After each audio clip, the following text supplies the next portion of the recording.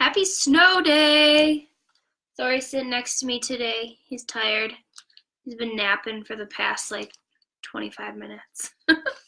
So we are going to read a story today about the ocean because I need to think of warm places. So this is called The Uncorker of Ocean Bottles. Hi, Javen.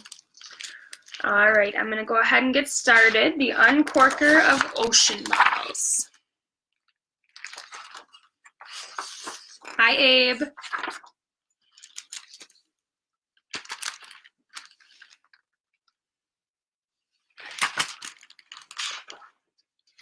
The Uncorker of Ocean Bottles lived alone on a high spot with only one tree for shade. He always kept his eyes on the waves, watching for a glint of glass.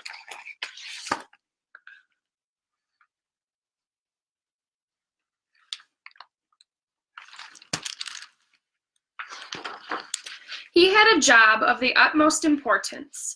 It was his task to open any bottles found at sea and make sure they were delivered.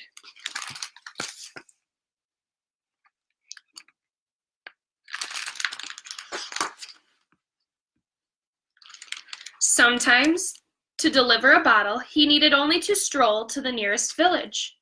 Other times, he would journey until his compass became rusty and he felt loneliness as sharp as fish scales.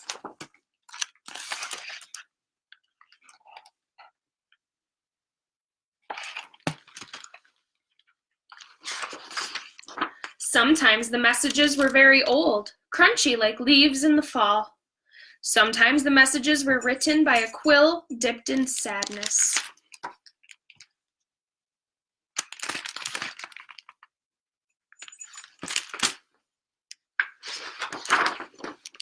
But most of the time, they made people quite happy, for a letter can hold the treasure of a clam-hugged pearl.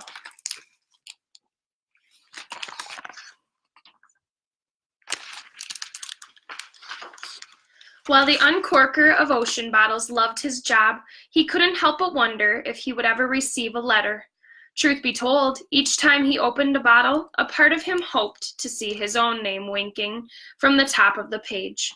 But then he remembered that this was about as likely as finding a mermaid's toenail on the beach, for he had no name. He had no friends. He stank of seaweed and salt and fishermen's feet. No one would ever write him a letter.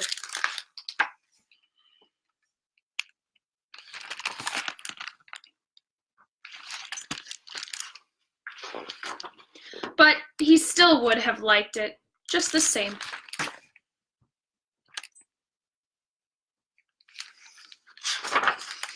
One day, the waves tipped their white postman hats to the Uncorker and delivered a bottle with a very peculiar letter inside.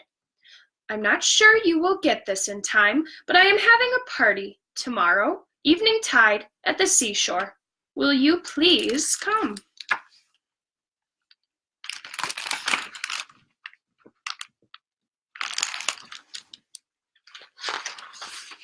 Oh dear, said the Uncorker. He had no idea who the letter was for or where to deliver it. But the truth was, he was very curious. He'd never been invited to a party before, and he suspected he might like to go.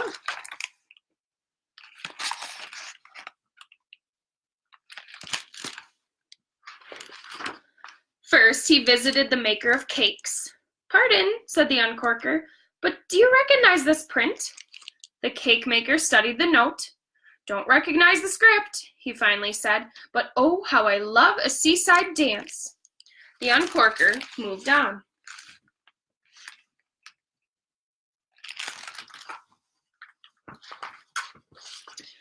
He asked the candy shop owner. He asked a woman buying chocolate-dipped treats. She asked a young girl in a green dress. Sorry, each one sighed. Though I do wish I'd received an invitation to such a party.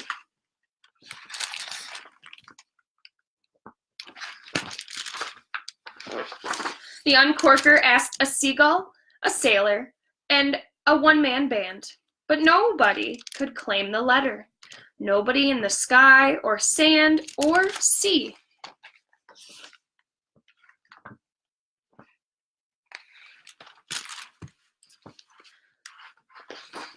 The Uncorker felt very low.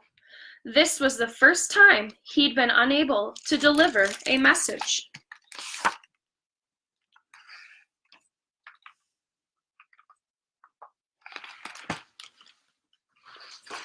As he fell asleep that night, the Uncorker decided to go to the seashore the next day.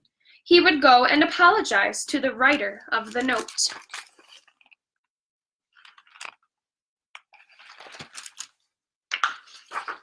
The Uncorker of Ocean Bottles arrived early, carrying a handful of his favorite seashells. He thought it might be rude to show up uninvited and empty-handed.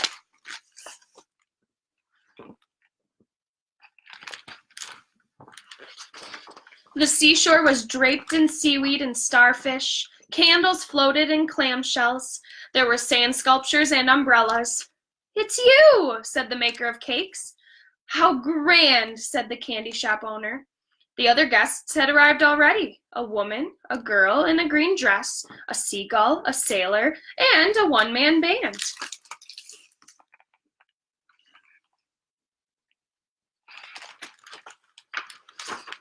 When the girl in green asked the Uncorker of Ocean Bottles to dance, he said, "I'm not sure I know how, but I'd like to just the same." As they spun across the beach to the water's edge and back again, everyone smiled and kept the beat.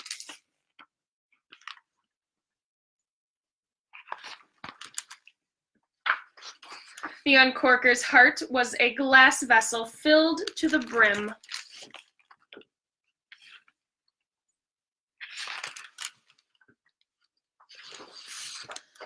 As the stars began to arrive, and the moon as well, the Uncorker took out the bottle he had been unable to deliver.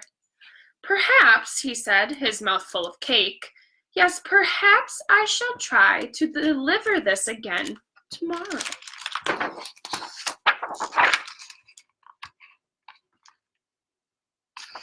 The end.